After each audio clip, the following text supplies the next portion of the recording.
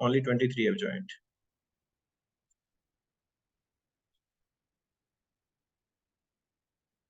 No worries. So this is a very simple topic, guys, hyperlipidemia. And today we are not going to make it complicated. I'll take this class and, the hyperlipidemia and lipids in 2 classes. So today I'm just going to give you the glance, okay, the basics of hyperlipidemia and lipids, like what is the hyperlipidemia, what are the signs and symptoms, what are the causes of that, and that class will be completely interactive. You will be telling me, and I'll be telling you.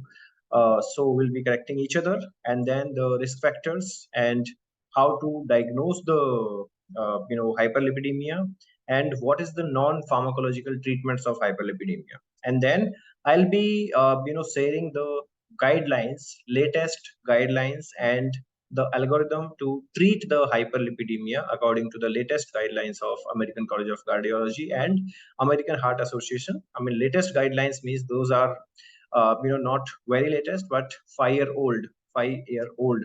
So those were launched in 2018 and updated in 2019. After that, they did not update the hyperlipidemia guidelines. So I'll be discussing about those hyperlipidemia guidelines, right, with you guys. So let's start. First, tell me about your views on hyperlipidemia. What exactly the hyperlipidemia is, and what do you think about hyperlipidemia? Whatever facts you know about hyperlipidemia, please tell me. Please write in the chat box, or please speak, guys. Let's talk. Let's make it very interactive, because see, nowadays I'm not preparing the PPTs, but I'll be teaching you through the note here, and I'll be telling you all the things, all the factors, whatever are associated, whatever topics are associated, I'll be telling you here, right? So tell me about hyperlipidemia, guys. Yes, I'm waiting for your replies, guys. You can speak, you can write, whatever.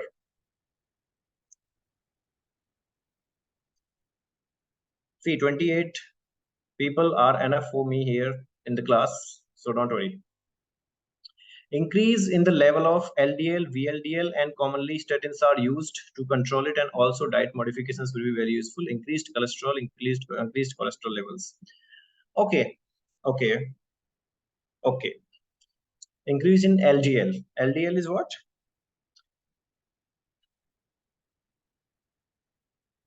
Okay, let me write some points, whatever you are telling. Okay. Some important points from the audience. First, you are talking about LDL levels are increased, low density lipoproteins. Okay. And you are talking about increased cholesterol levels. So what are the other cholesterol levels? What is hyperlipidemia? Let's make it very clear. We'll not just stuck, because see, people are stuck only in 2 things. Okay, only in 2 things: lipids and statins. Okay, people don't know about hyperlipidemia very much. They are just stuck in 2 things, like raised lipids and use of statins, right?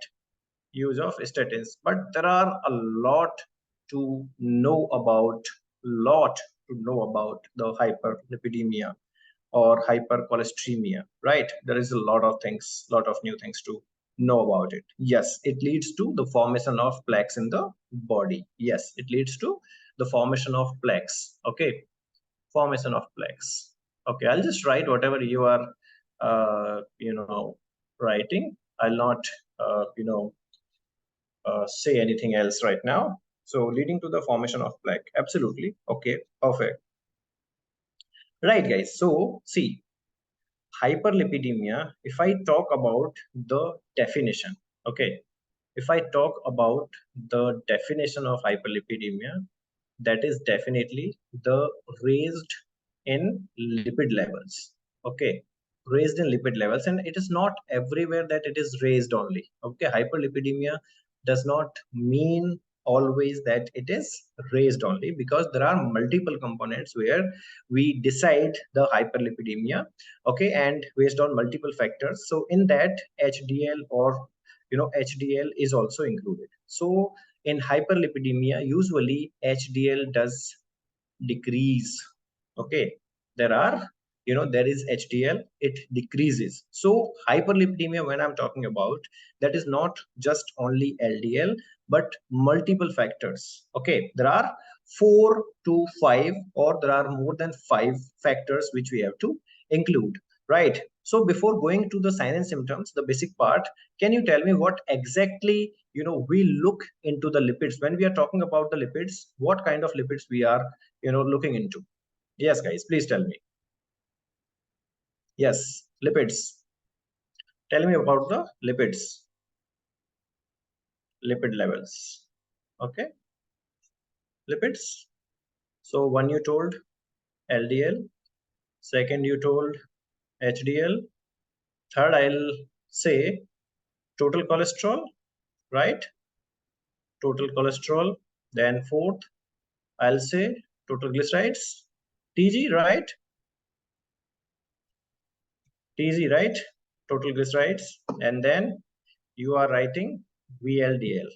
Okay, you are writing VLDL. And there are multiple other factors, guys. Okay, there are not only these things, but sometimes if these things are derailed, what we going to check are some more things. Okay, LDL HDL ratio. Okay, then TG HDL ratio. Okay, TG and HDL ratio, right or not? TG and HDL ratio, correct? So can you tell me one by one, can you tell me what is the correct, what is the like normal level of normal range of LDL, guys? Please tell me the normal range of LDL. Yes, please, guys, tell me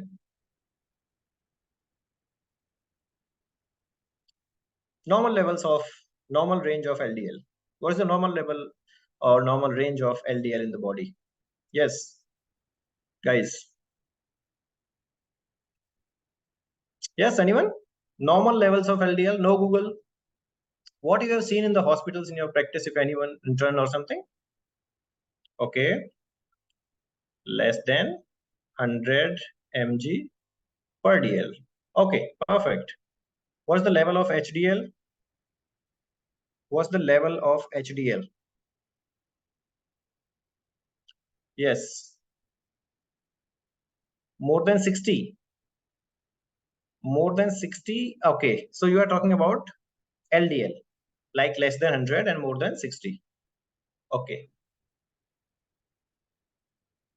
more than 40. Okay, Arun, you are talking about HDL, right? Anyone else? See, that's why I'm telling. When we are talking about hyperlipidemia, hypercholesteremia, you guys just know that there are raised lipid levels. But how much raised? What's the raise? Okay, what are the other components? How we should calculate? What we should look into? There are a lot of things to know. This is very basics. It is not just that like your LDL is more than 100 and you just start statins. There are multiple more things to know. The simplest things we know less. You know that the simplest thing we think that this is the simplest thing, we know very less about those. So this is one of the thing, hyperlipidemia, people don't know much about this, right? Being the students, you also are just concerned about raised LDL levels and giving the statins. So what else? Tell me, what is the LDL, what is the HDL levels, guys? HDL levels, can someone tell me? 30 to 70. Okay, perfect. Someone is telling 30 to 70. Arun. Okay. Anyone else wants to put some comments on this? 30 to 70 Tamim.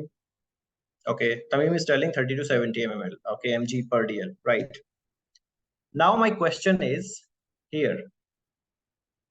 Does LDL affected, not affected, affected by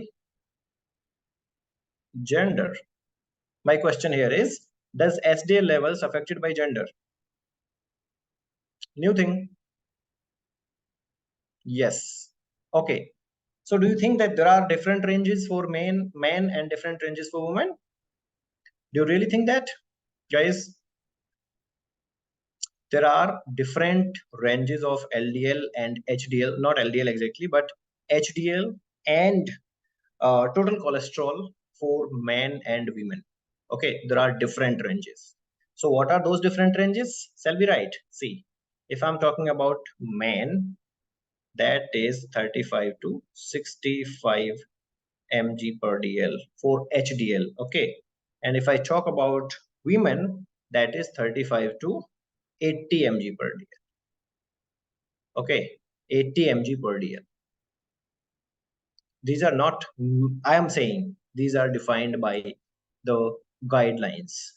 Okay, because this is the normal required levels for different genders, male and female. For male, this is 35 to 65 mg per dl. For women, for female, that is 35 to 80 mg per dl. Right. Now, third thing is cholesterol. Can someone tell me what is the normal levels or normal range of cholesterol, guys? Please tell me the normal levels of or normal range of total cholesterol. Yes.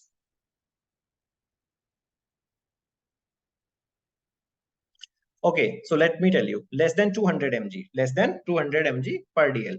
So when we are talking about total cholesterol or total glycerides, we have multiple ranges. Okay, multiple ranges means, yes, absolutely, this is right, that this should be less than 200 mg per dl. Okay, less than 200 mg per dl, but this is called as absolutely normal, and we don't start the tablets, we don't start the medicines if this range goes from 200 to 239 mg per dl also, because that is just called as borderline high, not high.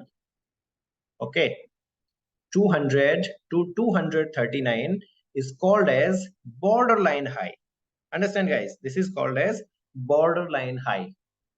200 to 239 according to AHA and ACC, that is called as borderline high. Okay, this is total cholesterol. Let me talk about total glycerides. What is total glycerides levels, guys? What do you think? Normal levels. Total glycerides. It must be less than 150 mg per dl. Okay, it must be less than 150 per mg per dl. And simply again here, somewhere 150 to 199 is borderline high. Okay, is borderline high, not the high exactly. So now here, very important thing for all of you, very generalized statement, but proven statement, and well written statement in guidelines. Look at this. Anything, okay, anything in the lipids, anything in the lipids which is more than 200 is dangerous. Okay, anything in the lipids which is more than 200 is dangerous, whether that is LDL, whether that is total glycerides, whether that is total cholesterol. Okay, anything in the lipids which is more than 200 is dangerous, right? That must be a concern of starting the therapy. This is the better statement, to showcase the entire levels. I mean, the generalized, I'm telling you. Okay, anything which is more than 100 is dangerous or is a concern of matter for the therapy. Right. Now the next thing is, I mean, I should not jump to the therapy right now, but let me tell you one more statement here very clearly. When to start the medications? Usually in our clinical practices, I mean, I'm not going to the guidelines, but what I see in the clinical practices is, if your lipid levels, are going, like if we look at the LDL and all, we should not directly start the medications. We should calculate the risk. Okay, we should calculate the risk. We should not directly start the medications if your LDLs are also 150. Okay, or if your SDL are 250, right? We should look at the ratios. We should look at other multiple things, the risk factors, and that risk factor is nothing but risk of ASCVD. Can someone tell me what is ASCVD? What is ASCVD, guys? Can someone tell me what is ASCVD? Please tell me what is ASCVD, guys. when we are talking about the fats, when we are talking about the lipids, we must be concerned about ASCVD, right? What is ASCVD? Atherosclerotic cardiovascular disease. Yes, atherosclerotic cardiovascular disease. Now I'll come back to the levels. Okay, I'll come back to the levels. So tell me, what is the normal level of VLDL, guys? What do you think? Like VLDL levels? Yes, guys, please tell me what is the normal level of VLDL, or no? 2 to 30 mg per dl. 2 to 30 mg per dl is the normal range of VLDL. Some guidelines says 15 to 45 also, or some guidelines says less than 30, some guidelines says less than 45. But usually, according to AHA, I follow AHA. So I'm just, for the teaching purpose, I'm following the AHA. So there they mention that it must be 2 to 30 mg per dl, right? More than 30, it is, a concern. Now I'll come to the ratios. See, usually HDL and LDL ratio. We all know that LDL is quite higher than HDL always, right? Suppose this is 100 and HDL is 50, so ratio will be around 2, right? Ratio will be around 2. I mean, usually the LDL levels are double than the HDL, right or wrong, guys? Right or wrong?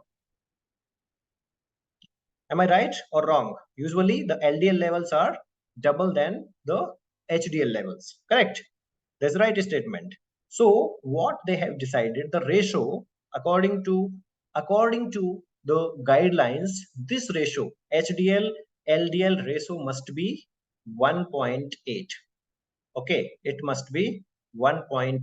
If it is more than 1.8, it is a matter of concern. Just a matter of concern. If it is more than 1.8, it is a matter of concern, right?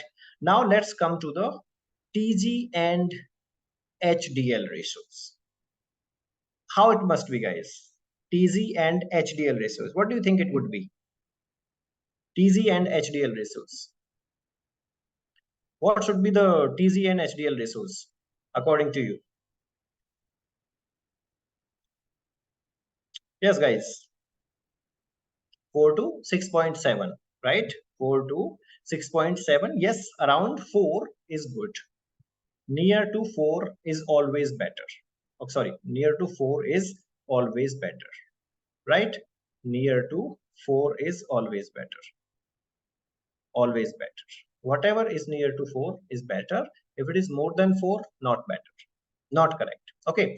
Now I just told you these normal levels because this is, actually hyperlipidemia for all the students, all the people, right? This is actually the hyperlipidemia, correct? When people think about LDL, people think about HDL, people think about total cholesterol, total glycerides, VLDLs. But what exactly these VLDL, HDL, and LDLs are working? And people know that HDL is a good component or good lipid or good fat, and LDL and VLDLs are bad fats. Why these are the bad fats or bad lipids, and why HDL is a good lipid? Yes, guys, please tell me the answer. Why LDL and VLDL is a bad lipid and why HDL is a good lipid? Yes. Can someone explain it for me? Yes, people. Yes, here. We'll keep it.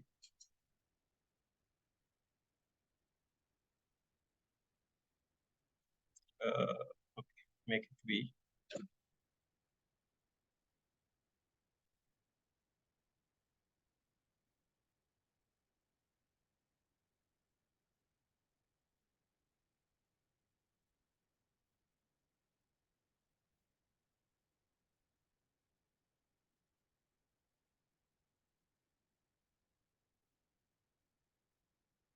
Okay. LDL and VLDL will form plaques obstruction in blood flow leading to hypoxia. Primary carrier of cholesterol is LDL. That's why it does lead to plaque formation followed by ischemia. See, this is, as a layman, perfectly fine. Your answer is correct. But the thing is, if you go to the name, you don't have to, again, I'm telling you in the layman language only, you don't have to go to the, critical part of it, right? Just go to the name, low density, very low density, right? Low density, very low density. So because of their low density and very low density, these are very, very vital components of the lipids and the blood. And these can travel easily to everywhere. Okay, these can travel easily to everywhere, right? And wherever the ischemia is, in the previous classes, we have talked about the ischemia, right? We have talked about the ischemia, how it happens. This is a blood flow. So somewhere here in the coronary artery, the ischemia happens. I mean, the injury happens, and then multiple, factors, come out, whether they are, the clotting factors or, APA factors or von Willebrand factor or whatever GP2B3A factors, and they attract the attract the what attract the platelets, and with the help of clotting factors they start making the plaque, right? So due to their very low density, these fat components comes to the, these are also called as or converted to, we cannot tell them directly the free fatty acids, but these are the fatty acids or the components or the lipids which easily go and stuck here, easily go and stuck, and helps the, platelets and the clotting components help, help them uh, creating or forming the clot here. Okay, just because of their low density and very low density.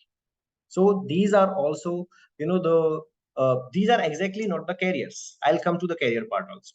Okay, as someone told, Arun has written here, primary carrier of cholesterol is LDL. No, this is the primary cholesterol. This is the cholesterol. LDL, VLDLs are the cholesterol. Okay, the carrier is something else. Okay, can someone write me the name of the carrier of LDL and VLDL? Free fatty acids. Yes. Can someone tell me the carrier name? Okay, I'll come to that. Right. So see, that is hypercholesteremia, and that's how we count this, that's how we calculate the levels in men and women, and based on that we decide the hyperlipidemia. Okay. Or hypercholesteremia also. We can call them hyperlipidemia, hypercholesteremia. And one more term is there. I'll not go to that. That is called as dyslipidemia. Okay. Have you heard about the dyslipidemia, guys? Dyslipidemia. What is dyslipidemia? What is dyslipidemia? Can someone tell me? I'll not tell this, I'll not touch this topic in this today's class, but can you tell me what is dyslipidemia and what do you think about dyslipidemia? There are three terms I told you: hypercholesteremia, hyperlipidemia, and dyslipidemia. These three terms are similar but different. Okay, similar but different. Hyperlipidemia is where the lipids, the SDL, LDLs, and these are high. Okay. And hypercholesteremia is where cholesterols overall are high. Right. Dyslipidemia is something where these lipids are derailed, either high or low, and it's not necessary that LDL will be high and SDL will be low. Maybe LDL also high, SDL also high, maybe TZ low, SDL high. Okay, so in that such cases the condition is called as dyslipidemia. Normally or abnormally, the derailed lipids and fats are known as dyslipidemia. Okay, dyslipidemia means something is derailed, not all the components, but maybe one, two, three, or all. Okay, that condition is called as dyslipidemia. And to define the dyslipidemia, there is a formula. Okay, to define the dyslipidemia, there is a formula, and formula is separate for man and women. Okay, formula is different for man and woman. I'll not tell this. You guys can tell me if you know. Okay, otherwise I'll tell this in the next class. right? Because this is a different topic. I'll go to that. I'll touch upon that in the next class. Dyslipidemia. Okay, today we are talking about hyperlipidemia or hypercholesteremia, right? So if you know what exactly the formula is to decide whether there is dyslipidemia or not, you can just tell me. Okay, right. So let's not go to that right now. Now the thing is, can someone tell me? Can someone tell me what are the sign and symptoms of hyperlipidemia? Can someone know the sign and symptoms of hyperlipidemia? Sorry. Yes, guys. Can someone know the symptoms and signs of hyperlipidemia? Fatigue, okay. Obesity, okay. Okay. Yes, obesity, fatigue,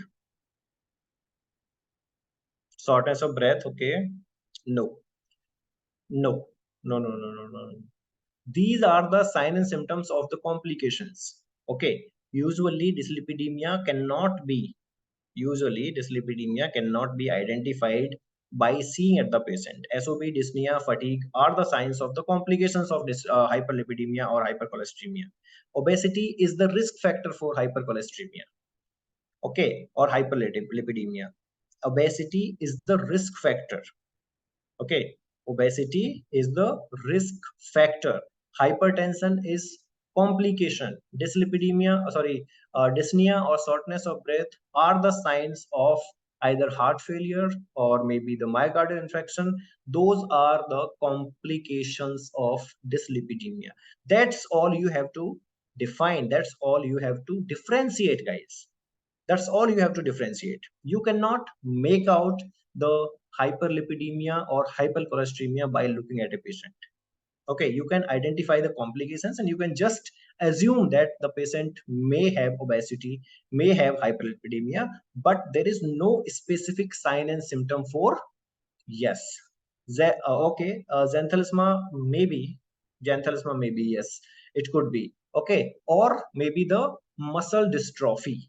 Okay, maybe sometimes the muscle dystrophy could be, but muscle dystrophy could be, the reason because of the insulin injections, also because of some infections, also because of some, inflammatory, reactions also that could be done because of multiple things also, and xanthelasma also. Okay, so we have to be very careful when we are deciding or talking about the sign and symptoms of hyperlipidemia or hypercholesteremia. Okay, no problem. Now I'll come to those parts, whatever you are writing.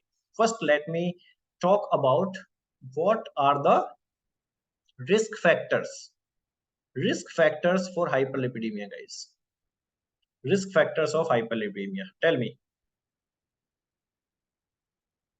Yes. What do you think can cause the hyperlipidemia or reason for hyperlipidemia? Causes and risk factors. Let's talk about both causes and risk factors. Yes. What is one major component of hyperlipidemia cause or reason for hyperlipidemia? Can someone tell me? Obesity? No, xanthelasma cannot be seen in all the patients. Not at all. Okay, so, okay, let me write whatever you're writing here. One is obesity. Okay, second is smoking. Third is diet. Okay, okay, and someone has written here hypertension. I'll write this side. And comorbid conditions. Comorbid conditions. No, I don't think so. Pre-diseased condition. Okay, smoking, diet, obesity. See, guys, you forgot the number one thing. Number one thing for hypercholesteremia or hyperlipidemia is what? Genetic conditions. Genetics. Okay, number one risk factor for hyperlipidemia or hypercholesteremia is genetic. Number one cause. Okay, you might not be knowing, or you may know that, but you are just going to the lifestyle modification things or maybe the visual things. But genetics is one of the number one on the top the cause for the hyperlipidemia or hypercholesteremia. Okay, number one cause, genetics, and then it could be obesity, then it could be diet, and definitely, importantly, stress factors. Okay, and sedentary lifestyle. Okay, sedentary lifestyle. Okay, then what else? What else, guys? Alcohol, stress, yes. Okay, alcoholism, yes. Alcohol, yep, definitely. Alcohol consumption, alcohol consumption. Okay, can guys tell me how the alcohol and smoking causes the hyperlipidemia? Yes, these are the, I mean, risk factors, but how these causes the hyperlipidemia? Can someone tell me, guys?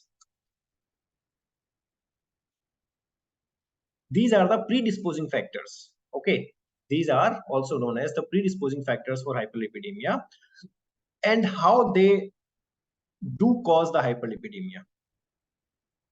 These helps releasing the free fatty acids. Okay, smoking and alcohol consumptions helps releasing the free fatty acids, breaking out the fats in the body.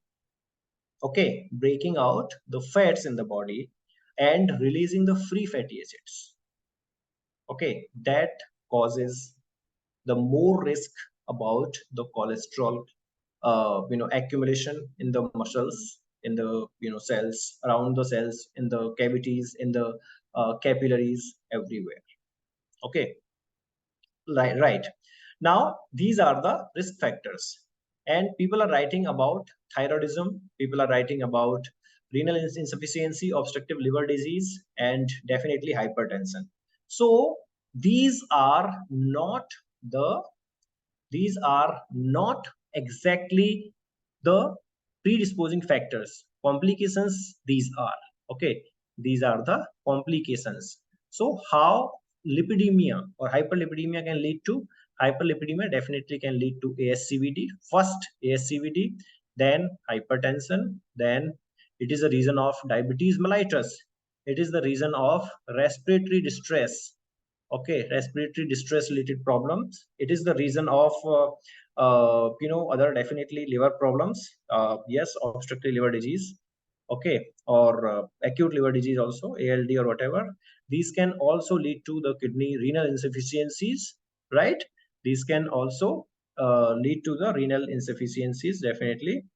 Okay, and yes, thyroidism, minor, but thyroidism could be due to the high fat levels. Okay, and yes, in the, if we are talking about the medications, there are some medications also which can trigger the fat accumulations, or which can trigger the free fatty acids. Okay, so one of the cause is also medication and drugs.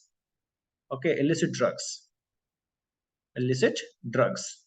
Right, right, guys. Illicit drugs are also one of the reason for the hypercholesteremia. Right, now tell me the important part. If I'm coming to the part of diagnosis, diagnosis diagnosis of hyperlipidemia. Yes, guys, diagnosis of hyperlipidemia. Tell me now. I want your suggestions. Now I want you to put on the comments.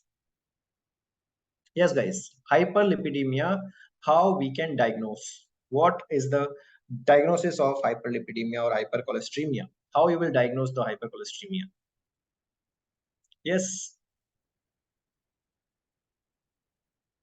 lipid test first. Okay, okay. Lipid test means you mean the lipid profile of LDL and all, right? LDL, SDL, VLDL, TG, TC, all. Okay.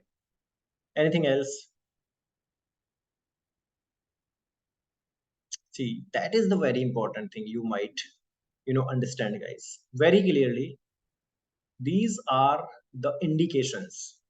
These all are the indications to start the, or to go for the proper diagnosis.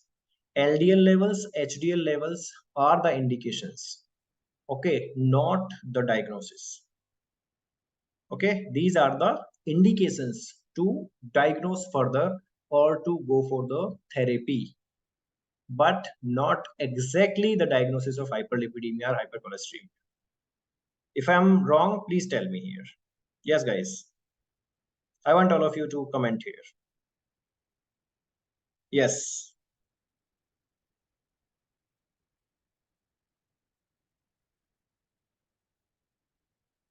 Chalo, one more thing I'll tell you. If I'm thinking there is high cholesterol and that can lead to the risk factor ASCVD, what test I should do?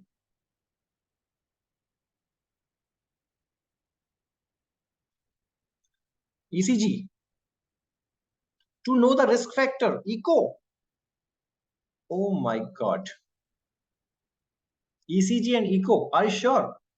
If I'm thinking to check just the risk factor, okay, if I feel that it could be one of the risk factor for ASCVD, so it would come in ECG or echo? Do you really think so? LDL? I don't think so. Okay, so diagnosis number one. No PTINR, no CTBT, no LFT, no lipid profile, Harinath. Lipid profile is the indication. If I'm talking about ASCVD and diagnosis, first thing is what I'm writing. What is this? What is this, guys? You are talking about the very layman part. BMI, CAG. CAG is the indication of MI. Okay.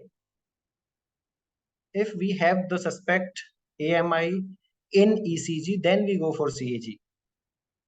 Okay. There is the algorithm. There is a chronology. You have to understand the chronology. You cannot just look at the LDL. LDL 150, go for CAG. The patient is going to get heart attack. You cannot say that. Okay. You cannot say your TGs are 350. You have to go for angiogram. We can just check. We can just check the ECG echo if the patient has multiple risk factors, not only the LDL or HDL levels. If the age, if the scoring, actually the actual score based on the age, based on the LDL, HDL level, stress levels, smoking, other parameters also, then we can suggest ECG echo. Okay. There is a scoring system for that. Okay. Now I'm talking about hyperlipidemia. Now I'm talking about hypercholesteremia only. Suppose there is nothing in the patient. There is no hypertension, no diabetes, mellitus, no alcohol, no nothing. The patient's level of LDL is just 150. Okay. So we want to know what is the risk for ASCVD. We cannot go for angiogram. We cannot go for echo directly. Okay. There is something called high sensitivity C-reactive protein. Okay. What exactly this is? Can someone tell me what is HSCRP? I mean, high sensitivity reactive protein, I know. That I know.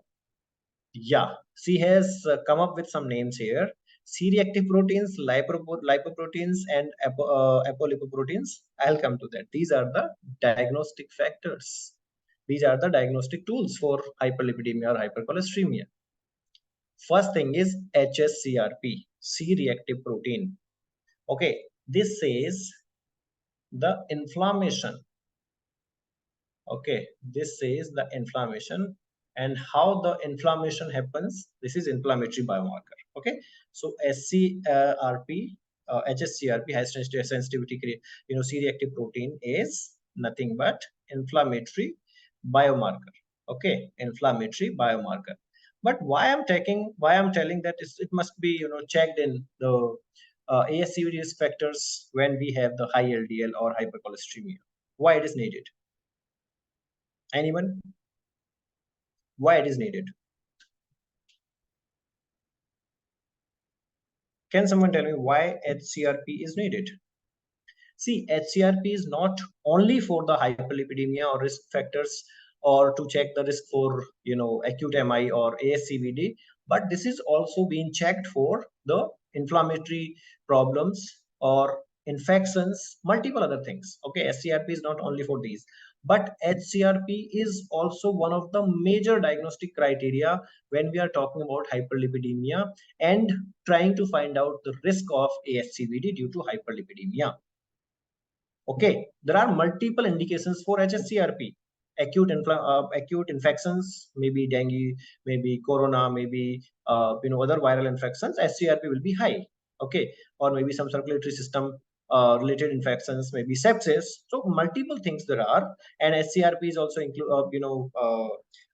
raised in the uh, immune suppressant diseases like SLEs and all other multiple things. Okay, so it does not mean that SCRP cannot be high, but when we are correlating with hyperlipidemia or hypercholesteremia, and if SCRP and LDL levels and TG levels are high, then definitely there is a risk for ASCVD. That indicates to go for echocardiogram, ECG, or maybe later part CAG.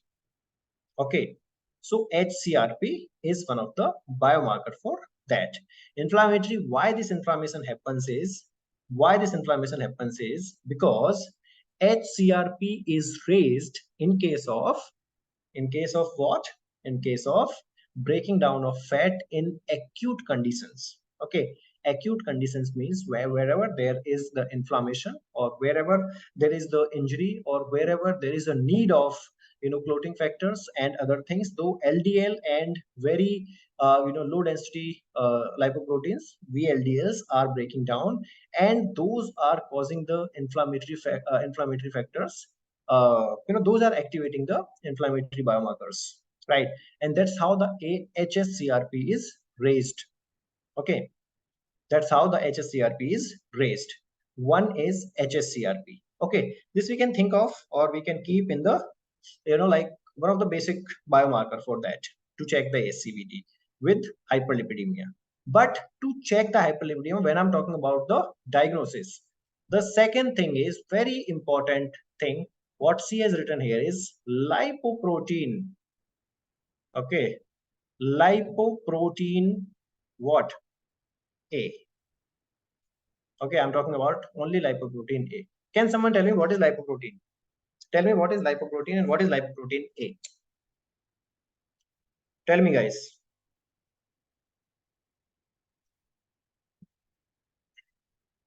These are the diagnostic biomarkers for hyperlipidemia.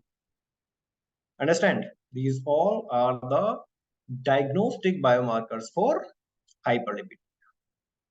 Tell me what is lipoprotein. So I was talking about carrier. You were talking about carrier actually. So lipoprotein A is the lipid carrier in the blood. LDL carrier in the blood is nothing but lipoprotein.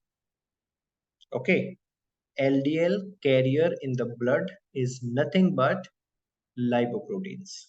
Lipoproteins carry the LDL level, LDL, low density lipoproteins in the circulatory system. Okay, and in acute conditions, LPA increases. In myocardial infarctions, in certain other conditions, LPA increases. And this is one of the major biomarkers to check or to diagnose the hyperlipidemia. Okay, or we can say not lipidemia, hypercholesteremia. Oh, sorry, not hypercholesteremia, hyperlipidemia. And basically it indicates the LDL levels. Okay, so as high as the lipoproteins are, your LDL levels will be high in the same ratio, right? So lipoprotein A is the basic diagnostic parameter for hyperlipidemia, right? Because it indicates not only LDL but VLDL also, right? It carries the low density lipoproteins and other, very low density lipoproteins. Lipoprotein A is directly connected with VLDL and LDL. Okay, so this is the biomarker or the diagnostic parameter for hyperlipidemia. What's the normal level of lipoproteins, guys? It should be less than 30 mg per day. Remember, lipoprotein A normal range is less than 30 mg per DL, less than 30 mg per DL. And I forgot to tell you about the HSCRP. What is the normal range of HSCRP, guys? What is the normal range of HSCRP? Can someone tell me what is the normal range of HSCRP?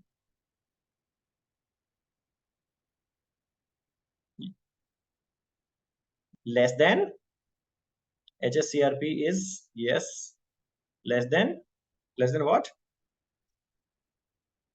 Less than 1 mg per dl. Okay, or sorry, less than I'm so sorry,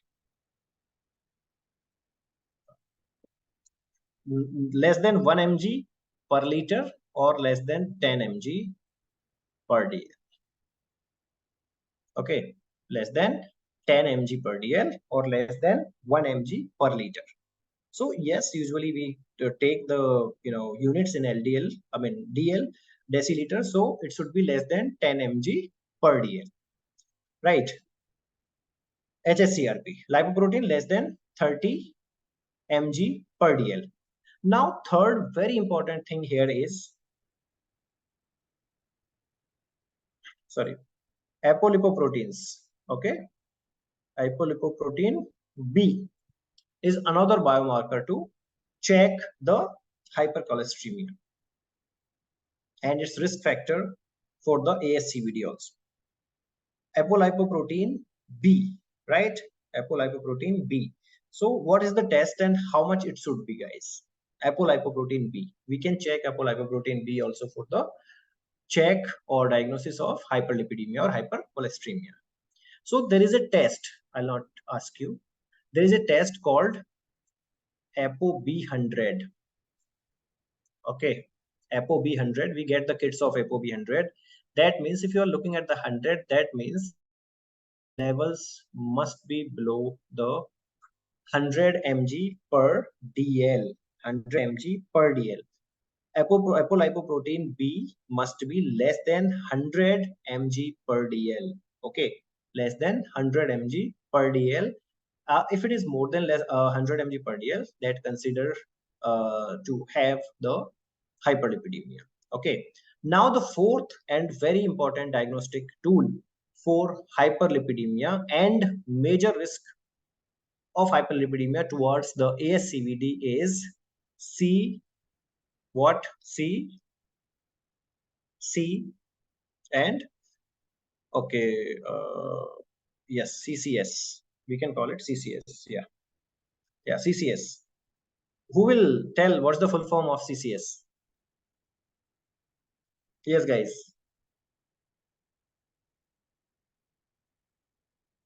Chronic. C does not mean chronic anywhere. Coronary syndrome, chronic coronary syndrome. Okay. Who will tell me what is CCS here? Very important part. Very important part, I'm telling. HSCRP, lipoprotein A, apolipoprotein B, and then CCS. This is the fourth and last. Yes. Now you got it. CCS is nothing but calcium coronary calcium score. Okay. Now tell me, how do we check coronary calcium score? Yes, everyone. How do we check coronary calcium score? Did you know about coronary calcium score? See, that's what, again, I'm telling, I'm repeating. Hyperlipidemia or hypercholesteremia is not just lipids and statins, not at all. There are a lot of other factors. Yes, coronary calcium score. Okay, coronary calcium score can be checked by CT scan, and that is called by, I mean, that is, very specifically, that is called as cardiac CT. Okay, cardiac CT scan, and that is like, it goes very deep, multiple slices, like 0.3 mm slices we check usually, and in that we look into the coronary arteries. Okay, coronary arteries, and we look for the calcium accumulations in arteries. Okay, calcium accumulation in arteries. Okay, so the calcium accumulation, the like centimeter in mm sometimes, the accumulation of calcium in the coronary arteries, the length, okay, and the strength. Two things we check. One we check length, one we check strength. So strength tell us about if it is chronic or acute. Okay, length tell us about the severity, right? So what is the normal coronary calcium score? Must be 0. Coronary calcium score must be 0 because wherever there is a calcium, it attracts LDL and free fatty acids together and plaque, make the plaque. Understand? So that's very important. That's very important to understand. Calcium, coronary calcium score is very must. You could go for the CT if you feel there is hyperlipidemia and there are no other risk factors for ASCVD and hyperlipidemia is non-controlled or uncontrolled, then you must go for CT to check the coronary calcium score, and the coronary calcium score will tell you the actual scenario about the chronic or acute calcium accumulation along with the fat, right? So this is how we diagnose the hyperlipidemia. Okay, this is how we diagnose the hyperlipidemia, right? So we talked about the risk factors, we talked about the causes, we talked about the signs and symptoms. Now tell me what is the last thing here, and then we'll go to the guidelines. Tell me how we could prevent the cholesterol, hypercholesteremia. Prevention. I'm not talking about the pharmacological, I'm just talking about non-pharmacological preventions or the non-pharmacological management of hypercholesteremia. Yes, guys. Lifestyle modifications like what? Lifestyle modifications like diet. Okay. Yes.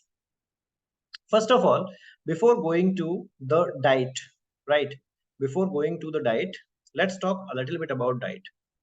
What causes? What dietary factors? What dietary factors? Guys, this is the question for you. What dietary factors causes the hyperlipidemia? Yes. What dietary factors causes the? Yes, people, please tell me. One, from my side, I'll write red meat. Red meat. Okay. I'll write from my side red meat. I'm talking about dietary factors. So let's not talk about the alcohol, and I'm not talking about here alcohol and smoking. That is lifestyle. Here I'm talking just the lifestyle, not lifestyle, sorry, dietary. Okay. Then saturated fatty acids. Yes, saturated fatty acids. More precise, samosa, right? Jalebi. And then what? Then else, what else, guys? Dairy products. I'm talking about dairy products. Okay. And then very important is sugars, processed sugars, carbohydrates, processed sugars, right? And then saturated fatty acids, red meat. Then what else? What else, guys? Omega-3 fatty acids are good or bad? Tell me, guys, fatty acids are good or bad?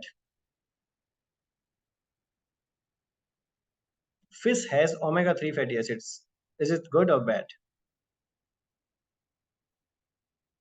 Omega-3 fatty acids are good for health, not bad. Arun, okay? Yes. Okay. So saturated fatty acids, red meat, what else? Oils, saturated oils, saturated oils. And then what else? What else, guys?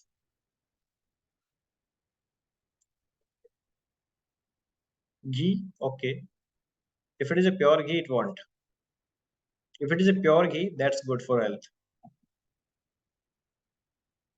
But you won't get pure ghee nowadays. Okay, that's different thing. Okay, then, okay, let's come to the other lifestyle parts like alcohol, smoking, drugs, excessive calories. Yes, that could be one of the reason. I mean, definitely excessive calories or excessive food calories. Yes, could be. Okay, what else? Sedentary lifestyle. These are the things. So if we want non-pharmacological, why I ask you these things? If we want non-pharmacological treatments, then first is lifestyle modifications. Lifestyle modifications like brisk walk. Okay, brisk walk at least 30 minutes daily. Okay, exercise, whether they are aerobic, if the person is not fit perfectly to do, or non-aerobic also, then yoga pranayams. Okay, quitting the smoking and alcohol, right? What else? Quitting the processed sugar and saturated fats. Saturated fats. Quitting the red meat. Okay, quitting the red meat. And what else?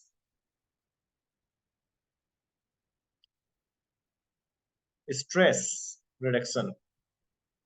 Stress reduction, right? Then what else? Samosa jalebi to chhod do. You don't want samosa jalebis after this.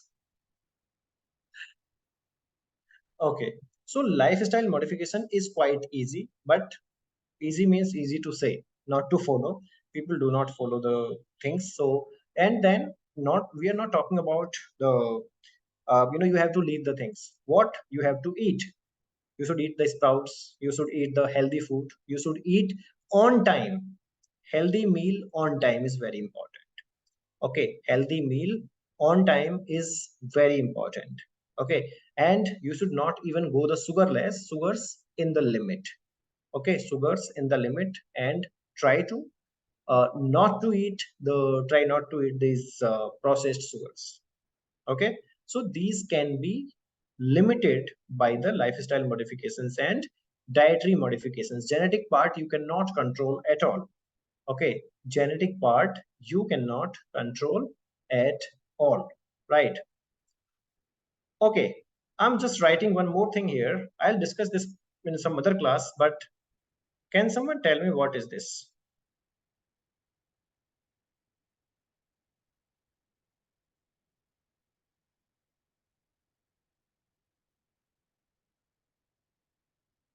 Have you heard of this, guys, before? How many of you have heard of this? I recently studied one of the case on this Prader-Willi syndrome. I recently discussed this case with the people here. We got a case, young diabetes case, 13-year-old boy with the Prader-Willi syndrome.